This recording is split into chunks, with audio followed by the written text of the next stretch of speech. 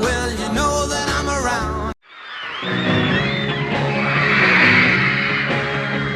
From common pop culture such as the Beatles and the British Invasion, all the way to more out there artists like rock with Led Zeppelin and some special kind of people like Tiny Tim. This was a time where music was very in support of representing people's thoughts. Try to see it my way. Do I have to keep on talking? A lot of songs in protest of how the government was handling the Vietnam War. There was a lot of internal conflict about what was really going on during this conflict. Oh, the fact that they allowed media, I think they regretted it immediately, and ever since Vietnam, there have been some more restrictions on access to military personnel and what kind of missions they can go on. You know, what the government did, they were just like, oh, we're just going to censor all this, and you're not going to be able to know what actually happened, but yes, you're still going to have to be drafted, and yes, you're going to do what we say. And a lot of people just didn't really like that. It's the time of the season when love runs high. In this time, give it to me easy, and let me try with pleasured hands to take you in the sun to promised lands, to show you everyone. It's the time of the season for loving. A lot of the people that were against the Vietnam War developed their own sub and counterculture called the hippie movement, and this mainly focused on more peace and love and appreciation for the world rather than all the horrors that were going on inside the U.S. as well as in Vietnam. I mean, look at this guy. He doesn't even look with it. I mean, they didn't do anything. All they did was protest. I mean, this book, it's called I Love America. And do you know why? Because I love America. And you know what the hippies didn't do? They did not love America, right? You gotta love America, all right? You gotta have ultra-nationalism, okay? I'm not talking about the South. We're not going down that route. But all I'm saying is, you gotta love your country, and these hippies just took a bunch of LSD and PCP, acid, all that, and they were so high out of their mind. I mean, listen, the songs that they listened to, the Beatles, Lucy in the Sky with Diamonds, LSD, it makes sense, people. The 60s also brought out a lot of people that had very strong and very different opinions on what actually occurred during this era and decade, and some of that developed into what we know today as conspiracy theories. What do you think of when you see something like this? The moon landing was fake. It was all set up by Steven Kubrick. I mean, like, you can see, that was all camera. You can tell by the lighting. It's amazing. You have no idea.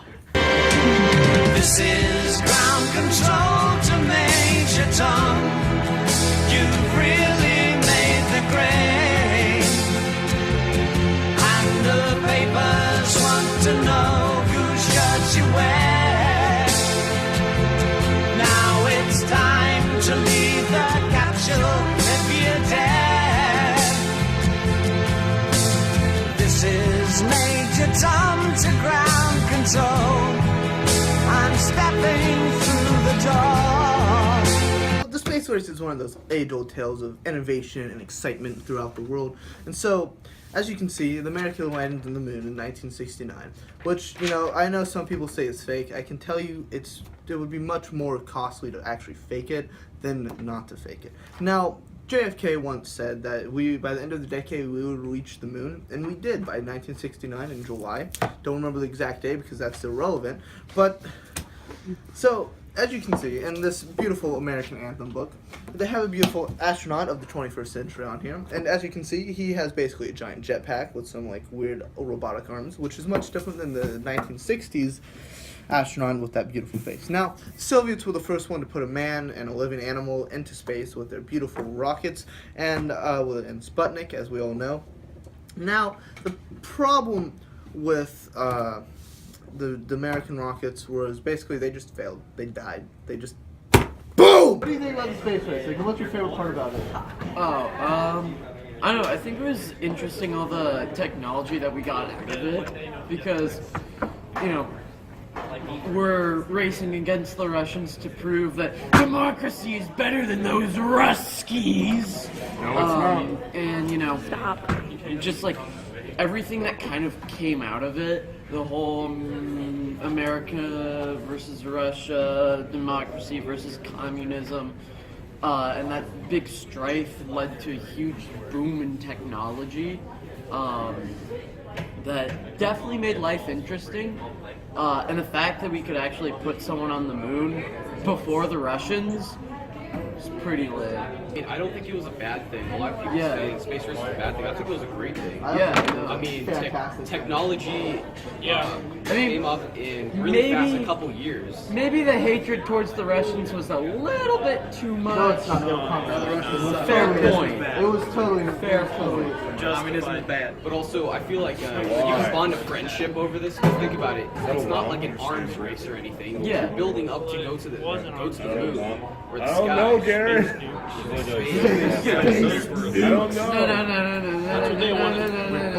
Space nukes. Space nukes. Okay. Now, let's transition from the overall space race to the very man who pushed so hard for this amazing feat of the United States. Is that man in his quest for knowledge and progress is determined and cannot be deterred.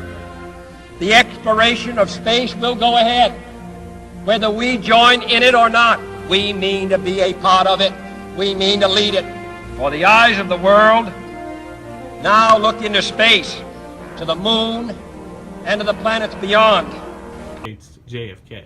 Yeah, he was pretty fat for his generation, considering you're not supposed to trust anyone in their 30s or over. I mean, old people don't know. So, he was a really cool guy. Came into office after Eisenhower, and it was like, neato man, we got a young hip president. He's gonna be our main man. With his main squeeze, Jackie Kennedy. Now, he did do some special things. He did have a big name to live up to. Kennedys were very popular. Ignore his sister's lobotomy and being institutionalized. So, first he came in and messed up with the Bay of Pigs, alright? This was plotted out by Eisenhower, but he came into office, was like, this isn't rocket science, you know. Eisenhower was a general. He plotted it all out. Let's go and do it. Man, was he wrong. Failed. He hit rock bottom. And then the Cuban Missile Crisis, like, this old man ain't hitting his notches. But he was still pretty cool. He cared about civil rights. He was all about peace signs and cared about the flower children. He was pretty cool.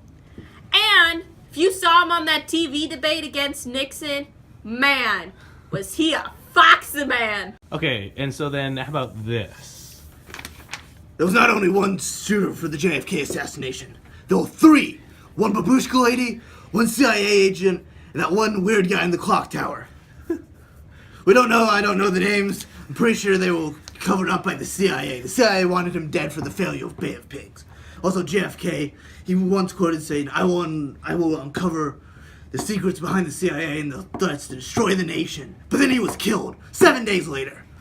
So the CIA killed him because he was gonna stop the CIA from taking over Cuba. He didn't want that to happen. He didn't want nuclear war, supposedly. This just in, we have a breaking news update on who JFK actually was. You know, I've been doing some more research on JFK. I found out that he wasn't exactly who he said. JFK was a robot whose sole purpose was to fight off the communist hordes of octopi people from the frozen lands of Siberia. I swear this is all 100% true. I found it by hacking into the Pentagon website. Crazy stuff. I'll send you the link. Anybody here seen my old friend Abraham? Can you tell me where he's gone? He freed a lot of people, but it seemed good they die young. You know, I just looked around and he's gone.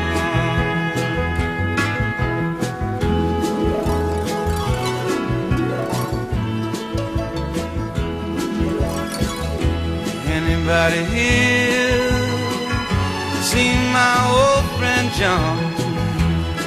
Can you tell me where he's gone? He freed a lot of people, but it seemed the good they die young. I just looked around and he's gone.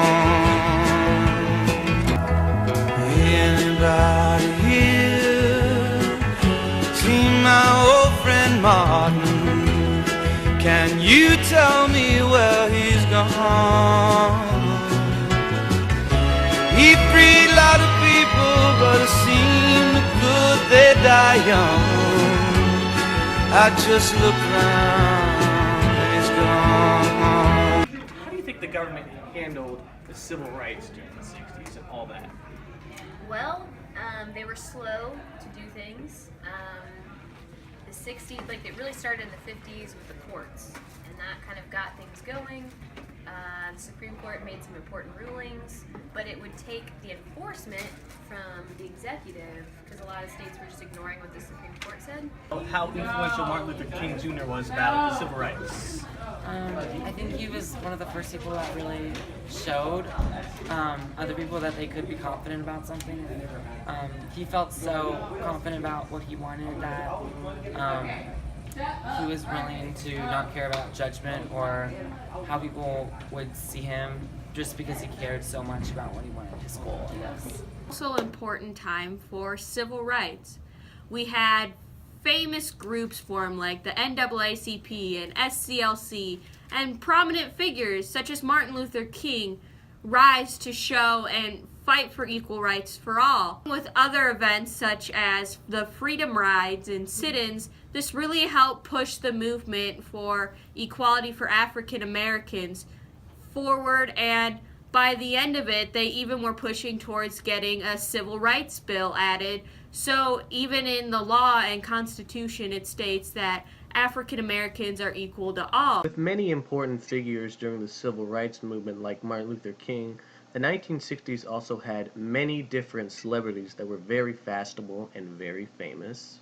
Now, the one that you all probably familiar with is that great actor John Wayne. John Wayne was a American actor and mostly starred in Western movies. His most popular one was True Grit from 1969. John Wayne was also a very superstitious man who believed in many of the old wives' tales that we have today.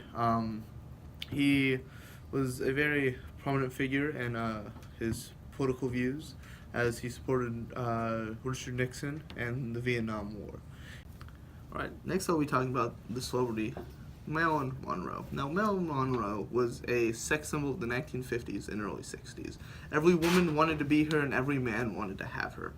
Obviously, she was caught up in some scandals later on in her life, and tragically died of suicide in 1962.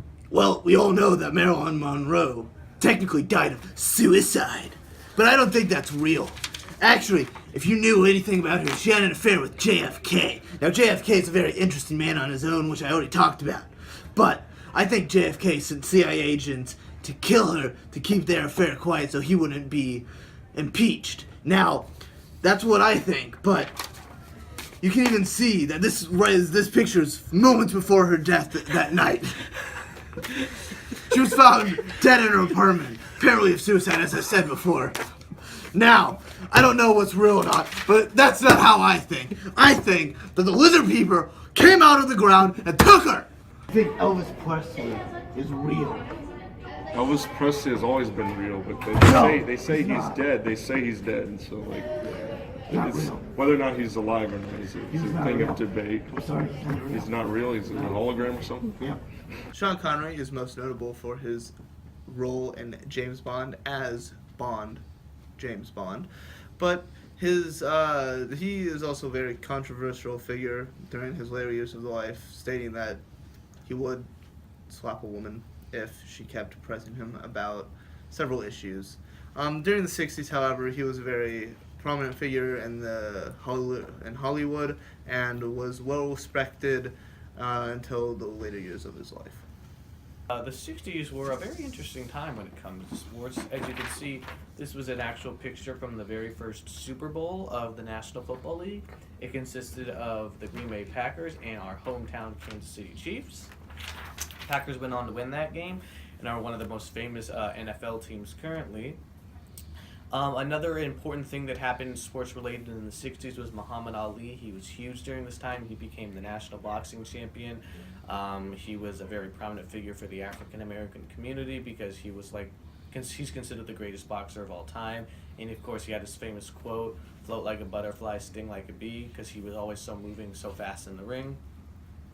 TV shows from the 60s include Gilligan's Island, Batman, I Dream of Jeannie, Star Trek, The Flintstones, The Jetsons, Doctor Who, and Bewitched. Movies of the 60s. The best category: To Kill a Mockingbird, West Side Story, The Sound of Music, Mary Poppins. 60s. That's the best thing since sliced bread. Show me what's on the boob tube.